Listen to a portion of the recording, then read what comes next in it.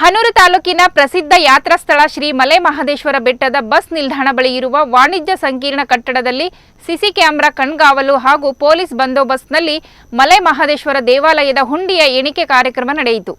ಅಮಾವಾಸ್ಯೆ ಹಾಗೂ ರಜಾ ದಿನಾಚರಣೆಗಳಲ್ಲಿ ಹಾಗೂ ಶಕ್ತಿ ಯೋಜನೆಯ ಉಚಿತ ಪ್ರಯಾಣದಲ್ಲಿ ಮತ್ತು ಭಕ್ತಾದಿಗಳು ಕಾಲ್ನಡಿಗೆಯಲ್ಲಿ ಸೇರಿದಂತೆ ಹೆಚ್ಚಿನ ಸಂಖ್ಯೆಯಲ್ಲಿ ಭಕ್ತರು ದೇವಸ್ಥಾನಕ್ಕೆ ಭೇಟಿ ನೀಡಿದ್ದರಿಂದ ದೇವಸ್ಥಾನದ ಹುಂಡಿಯಲ್ಲಿ 28 ದಿನಗಳಲ್ಲಿ 1,82,33,071 ರೂಪಾಯಿ ಸಂಗ್ರಹವಾಗಿದೆ ಎಂದು ತಿಳಿದು ಬಂದಿದೆ.